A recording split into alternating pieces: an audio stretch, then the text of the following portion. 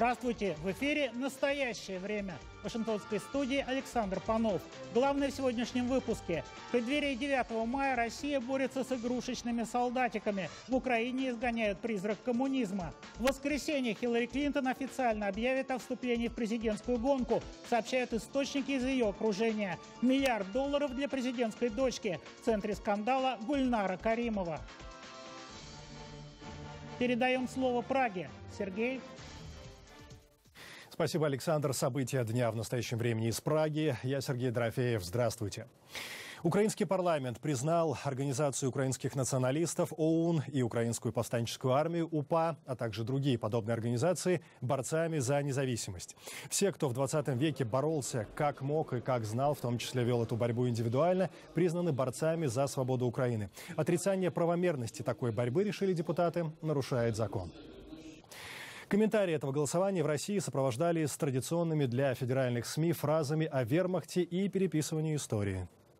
Великой Отечественной войны на Украине, оказывается, не было, а бойцы так называемой повстанческой армии, которая во Второй мировой войне воевала на стороне вермахта, теперь, оказывается, борцы за независимость. Так называемым борцам за независимость и их семьям полагаются госгарантии, льготы. Великой Отечественной войны больше нет, его заменит Вторая мировая. Коммунистический режим преступен, его символику нужно запретить. За публичное исполнение гимна Советского Союза на Украине теперь можно угодить за решетку на 5 лет с конфискацией. Вне закона серп и молот. Ведущие украинские социологи неоднозначно восприняли новый закон. По их мнению, он в условиях войны и в такой стране, как Украина, где отношение к одним и тем же историческим событиям и персоналиям различно в зависимости от региона, еще больше расколет общество. Истории разных стран знают примеры, когда потомки примирялись, завершали то, что не смогли сделать их деды и прадеды. Так было, скажем, в Испании, в Соединенных Штатах. Нации созревали для этого. Оказалась ли готова для такого шага Украина? Насколько новый закон оказался своевременен? Об этом я говорил с чешским писателем, историком и политическим обозревателем Ефимом Ферштейном.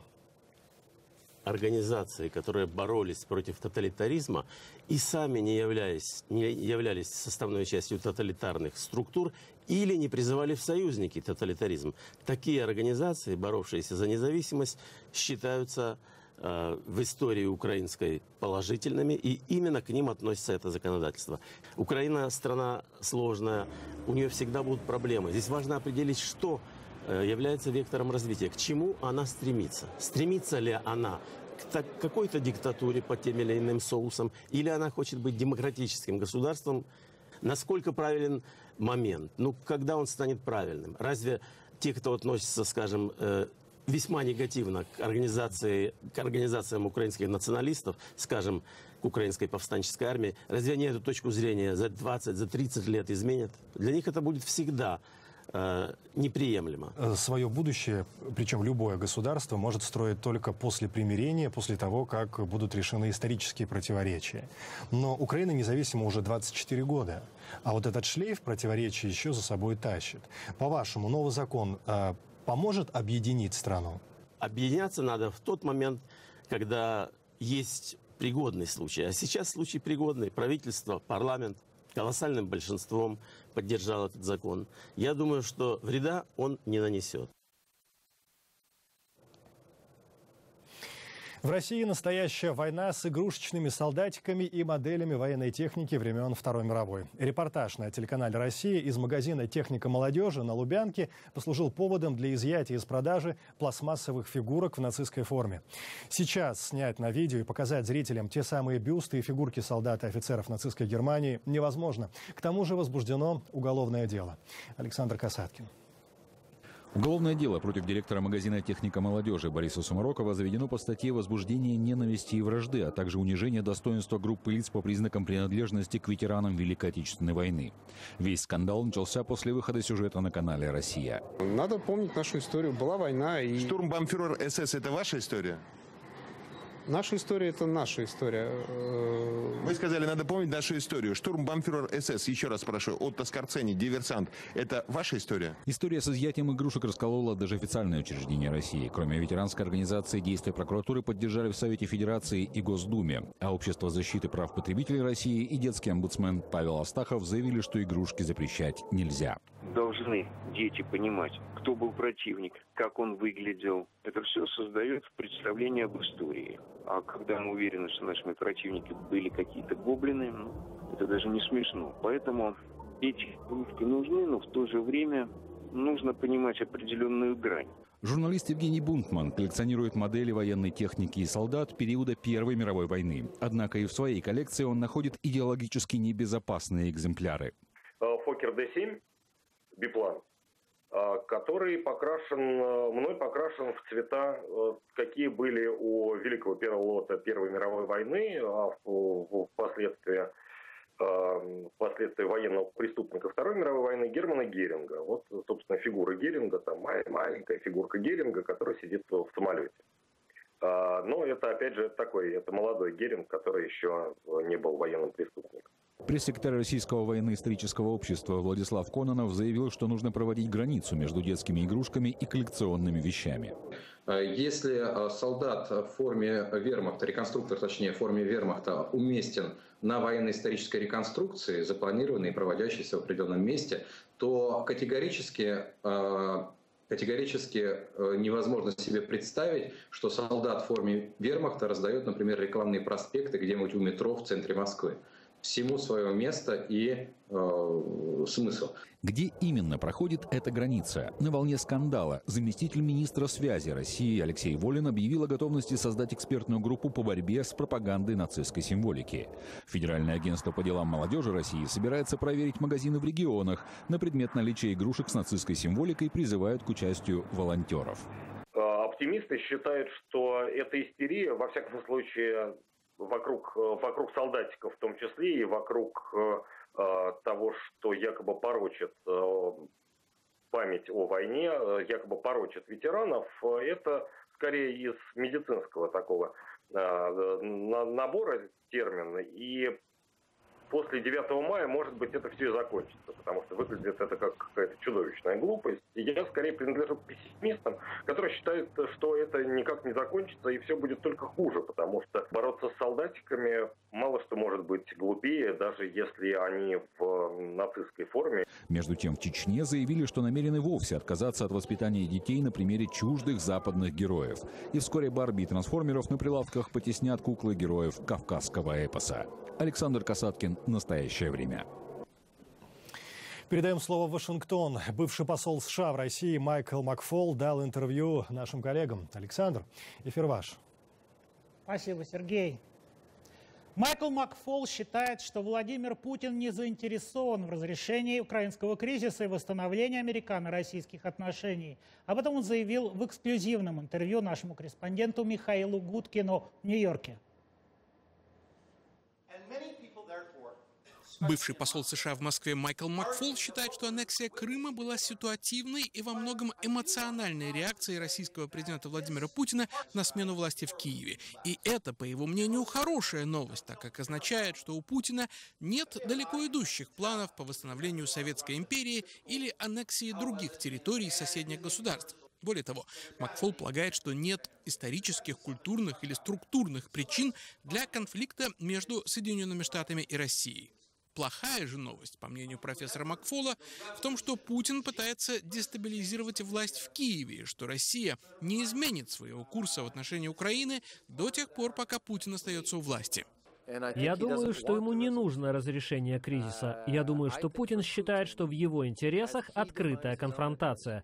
Вы знаете, я сравниваю американских дипломатов с инженерами. Когда перед нами стоит проблема, нам нужно ее решить. Но он ведет борьбу со злом. А со злом проблемы не решают. Со злом можно только бороться. Поэтому я думаю, Путин заинтересован в поддержании тлеющего конфликта. Не слишком горячего, не слишком холодного, а затяжного. Это отвечает его интересам, в первую очередь, по подрыву режима в Киеве. По словам Майкла Макфола, Путин считает, что за всеми бедами в мире стоит американская ЦРУ. ЦРУ, конечно, могущественная организация, но не настолько, добавил он. Но эта убежденность Путина, считает бывший посол, делает бесполезными дальнейшие попытки взаимодействия с российским лидером.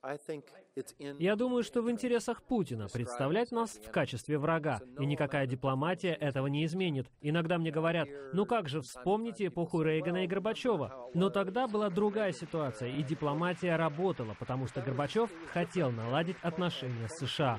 Он не хотел видеть в нас врага. У Путина другая установка, и я не думаю, что мы сможем его переубедить. Выступая в Колумбийском университете в Нью-Йорке, Майкл Макфол в очередной раз опроверг расхожие в России мнение о том, что, будучи послом в Москве, он пытался тайно способствовать смене режима в Кремле. Он и сейчас не думает, что США должны преследовать такую цель. Во-первых, потому что в прошлом у нас это плохо получалось в других странах. И во-вторых, потому что это дело самих россиян в России. Наше прямое участие только усугубит ситуацию. Я так думаю. Мы должны говорить о демократических идеалах. Я твердо верю в передачу знаний. Чем больше студентов из России учатся в Америке, тем лучше. Я считаю, что мы должны быть частью информационных потоков в России. Но непосредственно бросать вызов режиму было бы контрпродуктивно. Михаил Гудкин, Сергей Гусев. Настоящее время из Нью-Йорка. Россия и Греция разыграли спектакль для Евросоюза. Таким образом, западные СМИ оценивают итоги визита греческого премьера в Москву. Алексис Ципрос вновь раскритиковал санкции Евросоюза против России. Пишет газета «Нью-Йорк Таймс», и, как считают аналитики, такая публичная позиция является довольно болезненной для европейских лидеров, поскольку в конце июля санкции автоматически заканчиваются, а продлить их можно будет только единогласным решением Европейского совета. Поскольку Греция балансирует на грани банкротства, много говорилось о том, что Ципрос направился в Москву, чтобы попросить финансовую поддержку. Но никаких финансовых обещаний с российской стороны не последовало. Обе стороны опровергли слухи о просьбе Афин оказать финансовую помощь. Греческая сторона не обращалась к нам ни с какими просьбами о помощи. В ходе встречи обсуждались вопросы взаимодействия в различных секторах экономики. Объем двусторонней торговли сократился на 40% после введения санкций Евросоюза в отношении России. Греция продолжает сложные переговоры с ЕС и МВФ, которые требуют проведения более глубоких экономических реформ в обмен на дальнейшие транши кредита на общую сумму $260 миллиардов. По мнению Эндрю Фоксела из объединения общества Генри Джексона, заигрывание Афин с Москвой – часть этого процесса, напоминающего игру в покер. Греция как бы пытается показать Евросоюзу, что может предложить свое вето по вопросу о санкциях в обмен на экономическую помощь. Но я не думаю, что Греция на самом деле на это пойдет. Любая сделка с Россией только ухудшит ее положение. ЕС уже предостерег Грецию против нарушения солидарности по вопросу о военном вмешательстве России в Украину. Греция, Венгрия и Сербия уже одобрили планы, связанные со строительством российского газопровода в Турцию. Москва предоставила Кипру кредит на $2,5 миллиарда и подумывает о снятии сельскохозяйственного эмбарго с некоторых стран на востоке ЕС. В течение многих лет Россия в Европе придерживалась стратегии «разделяй и властвуй», выбирая в качестве цели самых слабых членов блока. Однако, по словам аналитиков, возможности России ограничены ее собственным финансовым кризисом, и она вряд ли сможет предложить ослабленным экономикам Европы нечто более серьезное, чем небольшую дополнительную помощь. Перед лицом новых вызовов НАТО ненавязчиво напоминает Кремлю о 5-й статье своего устава. В Литве прошли двухдневные полевые учения с боевыми стрельбами, в которых приняли участие 5 американских танков «Абрамс». С середины марта в Литве находится 150 американских военнослужащих, а также около 20 единиц военной техники, в том числе танки «Абрамс». Всего с апреля прошлого года в Балтийской республике с задачей проведения совместных учений с литовскими военными и демонстрации солидарного присутствия союзников по НАТО побывало 6 смен американского контингента. В Эстонии также начались совместные учения с американцами. Они продлятся до 17 апреля. В их программу входят совместные тренировки ВВС, развитие боевого взаимодействия, полеты американских истребителей F-16 на малой высоте и стрельбы по наземным целям. И еще. Страны Северной Европы договорились расширять военное сотрудничество из-за России. Пятерка министров Норвегии, Дании, Исландии, Финляндии и Швеции заявила, что укрепление российского военного потенциала на границах государств Балтии является вызовом общеевропейской безопасности. Возвращаемся к событиям в Украине. Правый сектор покинул свои позиции на линии огня в восточной части Украины. Передаем слово Праге. Сергей. Да, Александр, так и есть. Как говорится на сайте организации, передовые подразделения правого сектора готовятся таким образом к вступлению в ряды вооруженных сил Украины. Переговоры с властями на этот счет продолжаются. Для легализации корпуса необходимо принятие соответствующего закона. Отмечу, сейчас мы готовим большой материал о правом секторе. Смотрите его в ближайших эфирах нашей программы. Ну а теперь в уничтоженной войной Дебальцево. Горожане пытаются вернуться к нормальной жизни. Сделать это сложно. На окнах домов вместо стекол пленка, а хлеб люди получают по карточкам. Над городом развивается флаг непризнанной ДНР. Зинаида Бурская. Январь-февраль, не знаю, где пенсия. Ну а теперь в марте дадут, наверное, русским или каким. Ну что дадут, то и дадут. Но я не голодная, я не обижаюсь на то. Мне вот это же течет. 2 этажа разбито, здесь никто не живет. Все он сюда бежит. Так выглядят верхние этажи дома, где живет Екатерина Егоровна. Дом находится в самом центре Дебальцево. Война здесь идет с лета прошлого года, но окончательно город был разрушен в феврале, во время масштабной наступательной операции непризнанных республик. Дети Екатерины Егоровны давно уехали в Россию. Работы в городе не было и до войны. Как и тысячи других стариков, обстрелы она пересидела в подвале. Я не захотела никуда ехать. Я квартиру не бросила. В подвале сидела детка. Я ноги теперь попухли, ходить не могу. Кажется, что в Дебальцево не осталось ни одного целого дома. На окнах вместо стекол пленка. В многих местах до сих пор нет света и воды. Но жители центра города говорят, что у них все не так плохо, и предлагают поехать на северную окраину Дебальцево, в поселок 8 марта. Бомба упала сразу сюда. Это сначала перед 17-м, когда это. Заходите, это наша квартира. Снаряд упал вот сюда.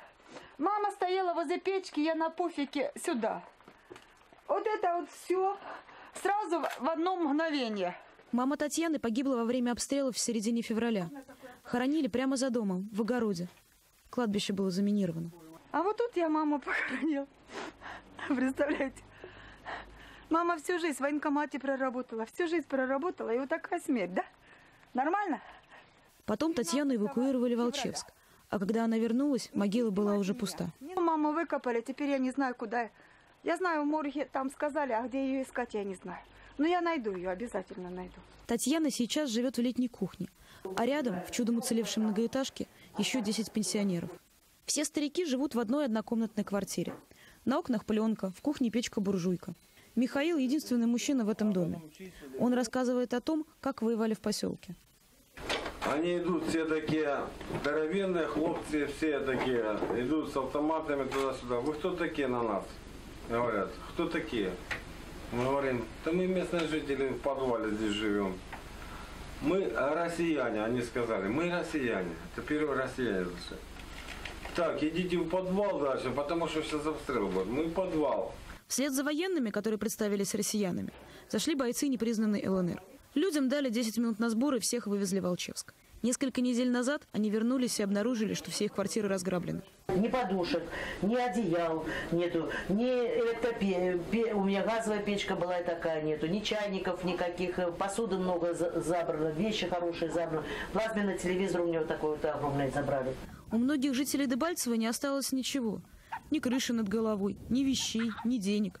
Хлеб и продукты они пока получают бесплатно. Новые городские власти выдают им специальные продуктовые талоны. Как сегодня, вот сегодня 9-10, я зачеркиваю просто, и за эти 2 дня выдается человеку буханочка. Каждый день жители Дебальцева по несколько часов стоят в очереди за продуктами. И каждый день боятся, что хлеба на всех не хватит. Зинаида Бурская для «Настоящего времени». Далее эфир продолжат коллеги из Вашингтона, расскажут о главной политической интриге США последних месяцев. Александр. Да, Сергей, Америка ждет воскресенья. Сразу несколько информационных изданий со ссылками на окружение Хиллари Клинтон сообщают, что 12 апреля она объявит о вступлении в президентскую гонку. Быть президентом нелегко, но еще труднее стать президентом. Это в Америке. Политические противники припомнят Хиллари Клинтон очень многое, в том числе из недавнего гибель посла США в Ливии и скандал, связанный с электронной почтой. Сюжет Ануша Витисян. Где проходит граница между прозрачностью деятельности правительства и угрозой национальной безопасности? С тех пор, как стало известно, что Хиллари Клинтон пользовалась личной электронной почтой на посту госсекретаря, этот вопрос стал обсуждаться в США чаще. Сама Клинтон говорит, что пользовалась личной страницей, потому что так ей было удобнее. А критики обвиняют ее в попытках скрыть вызывающую дискуссии переписку, в том числе письма, касающиеся нападения на консульство США в Бенгази, в результате которого были убиты посол США в Ливии Кристофер Стивенс и еще 3 американцев. Сторонники открытого государства, ссылаясь на закон о свободе информации США, утверждают, что удаленные письма Хиллари Клинтон – это потеря для Конгресса, историков и журналистов. По словам Джейсона Беррона, бывшего директора юридического отдела Национального управления архивов и документации США, согласно законам, действующим тогда, госсекретарь имела право пользоваться личной почтой в исключительных ситуациях. Однако, покинув пост госсекретаря, она должна была незамедлительно предоставить все письма государству для архивирования. Практически половина электронных писем из личной почты Хиллари Клинтон была удалена ею или под ее руководством. Это неслыханно, чтобы один человек брал на себя такую ответственность и самостоятельно решал, какие сообщения можно квалифицировать как личные, а какие нет. Бывшая госсекретарь говорит, что не совершила ничего предосудительного и, оставив свой пост, предоставила в распоряжение Госдепартамента 55 тысяч страниц своей служебной электронной переписки. Однако вашингтонские эксперты считают подозрительным то, что Хиллари Клинтон представила эту переписку практически год спустя после того, как покинула пост госсекретаря США. Директор архива национальной безопасности при Университете Джорджа Вашингтона Томас Блантон высказал точку зрения, что электронную почту, которой пользовалась Хиллари Клинтон, создали для ее мужа, бывшего президента США.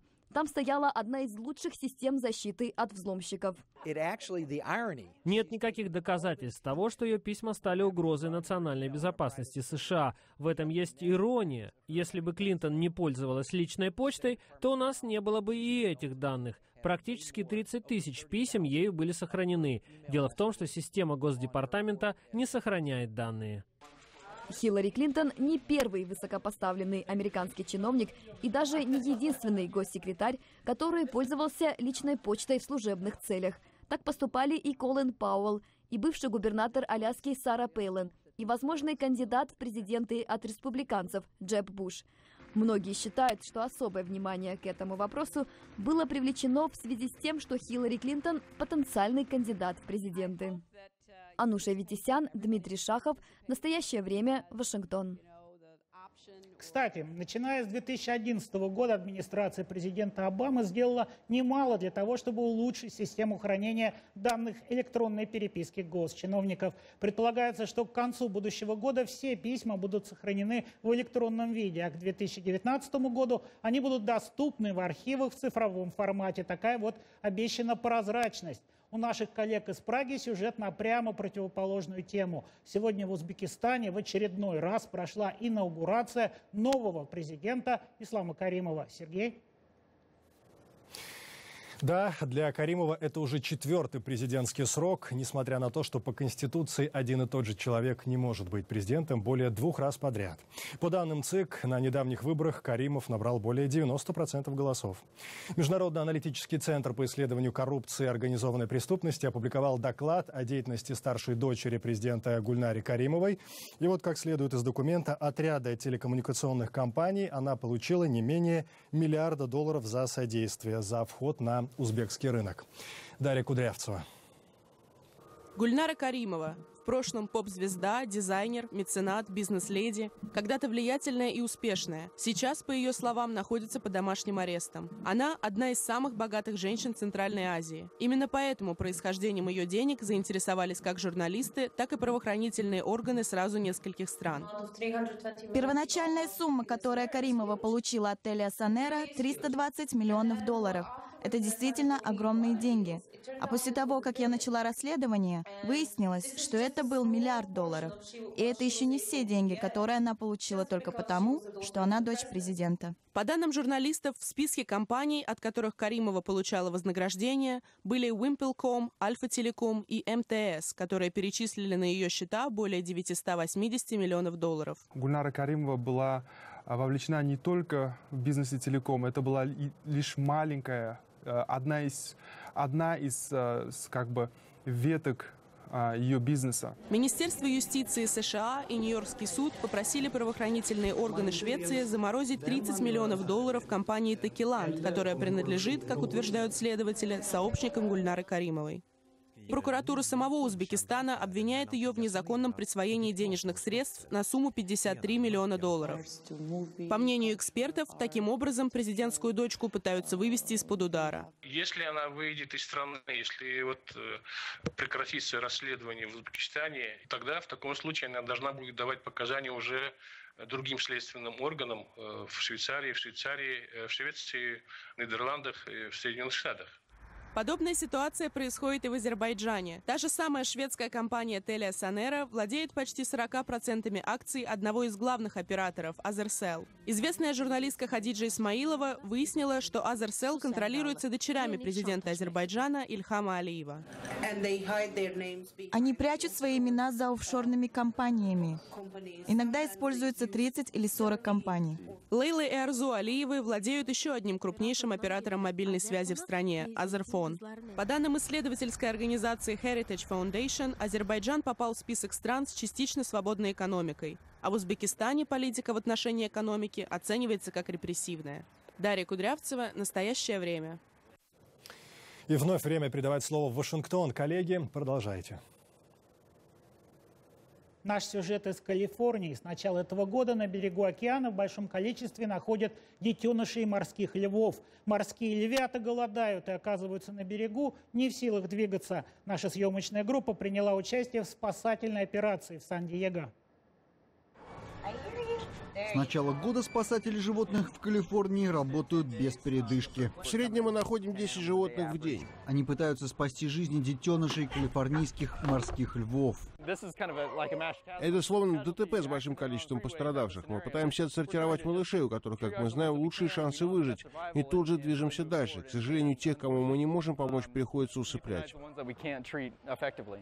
Ветеринар Тодд Шмидт говорит, что выживает до 70% детенышей, которые попадают сюда, в SeaWorld в Сан-Диего. Это один из нескольких центров, где морским львятам пытаются поправить здоровье.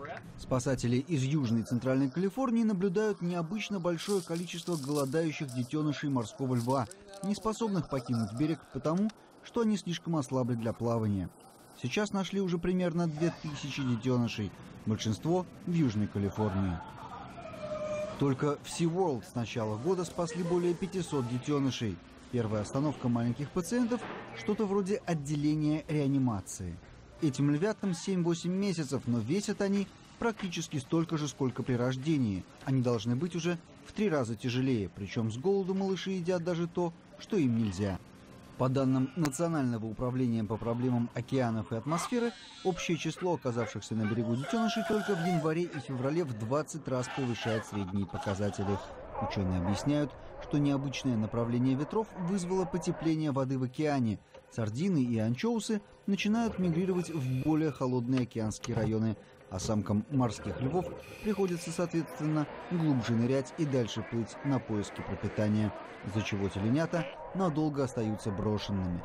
А пока спасатели из Сан-Диего вернули в океан более 75 морских львят в те районы, где еды предостаточно. 12 апреля весь мир отмечает День авиации и космонавтики. Памятную дату, посвященную полету Юрия Гагарина в космос. Кстати, с 2011 года по решению ООН он носит еще одно название – Международный день полета человека в космос. И несмотря на все проблемы между США и Россией, о которых мы говорили и говорим, и будем говорить в программе «Настоящее время», продолжающееся сотрудничество двух стран в космосе доказывает, что все преодолимо, если есть добрая воля преодолевать. Наш выпуск завершен. Я, Александр Панов, прощаюсь с вами и передаю слово Праге. Мы благодарим коллег в Вашингтоне и всех наших зрителей. Смотрите нас в социальных сетях и в эфире своих национальных телеканалов. В настоящее время Сергей Дорофеев. Всего доброго. До свидания.